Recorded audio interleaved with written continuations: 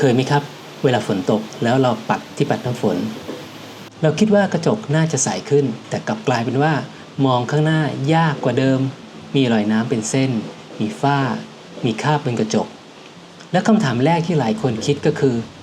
ใบปัดน้ำฝนเสียแล้วหรือเปล่า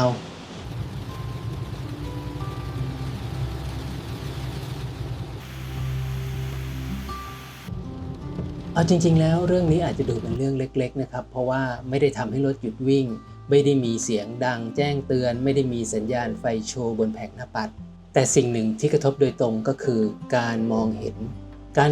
ของผู้ขับและเวลาขับรถการมองเห็นถือว่าเป็นสิ่งหนึ่งที่สำคัญในการตัดสินใจในทุกๆเสี้ยวของวินาทีโดยเฉพาะเวลาที่ฝนตกเวลาที่ถนนลื่นและเวลาที่คนที่เรารักนั่งอยู่ในรถ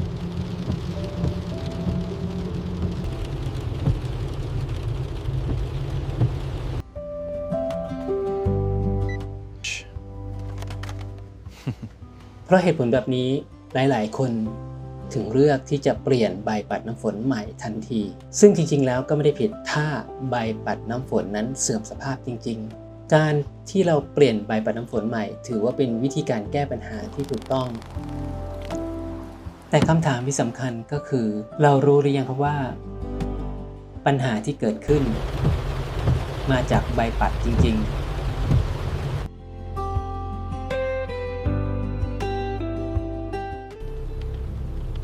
การที่ใบปัดน้ำฝนปัดไม่สะอาดอาจจะมาได้จากหลายสาเหตุนะครับอย่างแรกก็คือใบปัดน้ำฝนเสื่อมสภาพอาจจะเกิดการแข็งตัวแตกร้าวหรือตัวยางไม่สามารถแนบกับกระจกได้เหมือนเดิมและอีกสาเหตุหนึ่งที่หลายคนมองข้ามนั่นคือเรื่องของกระจกรถเพราะอาจจะมีทั้งคราบฝุ่นคราบน้ำมันสิ่งสกปรกที่สะสมก็อาจจะเป็นสาเหตุหนึ่งที่ทำให้ใบปัดนั้นทำงานได้ไม่เต็มประสิทธิภาพสิ่งที่เราอยากให้จำจากเรื่องนี้ก็คือเราไม่ได้อยากให้คุณจำว่าเมื่อไหร่เราจะเปลี่ยนใบปัดน้ำฝนแต่มันคือวิธีคิดครับก่อนที่จะแก้ปัญหาอะไรกับรถลองมองหาสาเหตุก่อนเพราะบางครั้งปัญหาที่ดูเหมือนเป็นเรื่องใหญ่อาจแก้ได้ง่ายกว่าที่คิดถ้าเราเริ่มจากความเข้าใจถ้าเราต้องมาเจออาการแบบนี้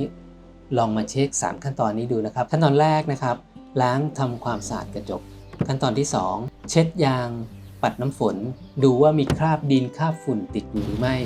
และขั้นตอนสุดท้ายก็คือลองใช้งานจริงถ้ายังมีอาการปัดเป็นเส้นปัดกระโดดมีเสียงดังนั่นอาจเป็นสัญญาณว่าถึงเวลาแล้วล่ะครับที่เราต้องเปลี่ยนใบปัดน้ำฝนใหม่เรื่องรถหลายๆเรื่องจริงๆแล้วไม่ได้ยากอย่างที่คิดเพียงแต่เราต้องเริ่มจากความเข้าใจไม่ใช่เริ่มจากความกังวลเพราะเมื่อไรเราเข้าใจว่ามีอะไรเกิดขึ้นเราจะรู้ว่าเมื่อไหร่ควรซ่อมเมื่อไหร่ควรเปลี่ยนเมื่อไหร่เราสามารถดูแลได้ด้วยตัวเองนี่คือสิ่งหนึ่งที่เราอยากส่งต่อจากเรื่องเล็กๆของรถขับรถได้ใช้รถเป็นครับ